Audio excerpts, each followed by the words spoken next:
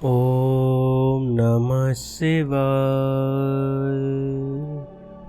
सभी शिव भक्तों को मेरा प्रणाम। और आज हम शिव महापुराण की विद्येश्वर संहिता स्टार्ट करने वाले हैं। विद्येश्वर संहिता में टोटल 25 अध्याय हैं, जिनको हम एक एक करके पढ़ेंगे और आप इसको एक साथ भी सुन सकते हैं और एक एक करके भी सुन सकते हैं।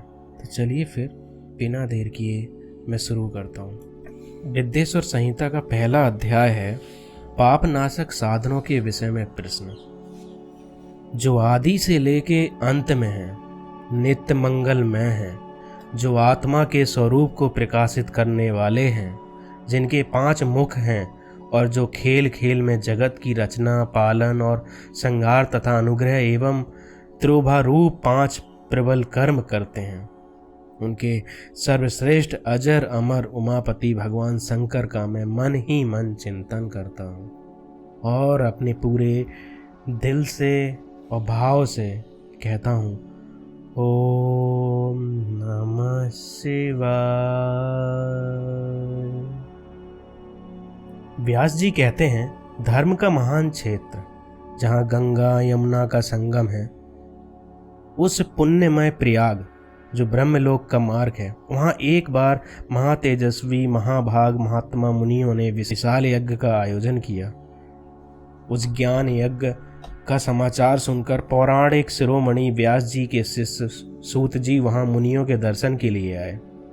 सूत जी का सभी मुनियों ने विधिवत स्वागत व सत्कार किया तथा उनकी स्तुति करते हुए हाथ जोड़कर उनसे कहा, हे सर्वज्ञ विद्वान रोमहर्षण जी, आप बड़े भाग्यशाली हैं। आपने स्वयं व्यास जी के मुख से पुराण विद्या प्राप्त की है। आप आश्चर्य स्वरूप कथाओं का भंडार हैं। आप भूत भविष्य और वर्तमान के ज्ञाता हैं। हमारा सौभाग्य है कि आपके दर्शन हुए। आपका यहाँ आना निरर्थक नहीं हो सकता। आप कल्याणकारी हैं। उत्तम बुद्धि वाले सूत जी, यदि आपका अनुग्रह हो तो गोपनीय होने पर भी आप शुभाशुभ तत्व का वर्णन करें, जिससे हमारी तृप्ति नहीं होती और उसे सुनने की इच्छा हमारी ऐसे ही रहती है। कृपा कर उस विषय का वर्णन करें। घोर कलियुग आने पर मनुष्य पुण्य कर्म से दूर होकर दुराचार में फंस जाएंगे, दूसरों की बुराई करेंगे, पराई स्त्रियों के प्रति आसक्त होंगे, हिंसा करेंगे, मूर्ख नास्तिक और पशुबुद्धि हो जाएंगे। सूत जी, कलियुग में वेद प्रतिपादित वर्ण आश्रम व्यवस्था नष्ट हो जाएगी। प्रत्येक वर्ण में आश्रम में रहने वाले अपने अपने धर्मों के आचरण का परित्याग कर विपरीत आचरण करने से सुख प्राप्त करेंगे। इस सामाजिक वर्ण संकरता से लोगों का पतन होगा, परिवार टूट जाएंगे, समाज बिखर जाएगा, प्राकृतिक आपदाओं से जगह जगह लोगों की मृत्यु होगी, धन का क्षय होगा, स्वार्थ और लोभ की प्रवृत्ति बढ़ जाएगी, ब्राह्मण लोभी हो जाएंगे और वेद बेचकर धन प्राप्त करेंगे, मद से मोहित होकर दूसरों को ठगेंगे, पूजा पाठ नहीं करेंगे और ब्रह्म ज्ञान से शून्य होंगे। क्षत्रिय वे शूद्रों जैसा व्यवहार करेंगे और काम के अधीन हो जाएंगे। वैश्य धर्म से विमुख हो, संस्कार भ्रष्ट होकर कुमार्गी, धनोपार्जन परायण होकर नाप तौल में ध्यान लगाएंगे।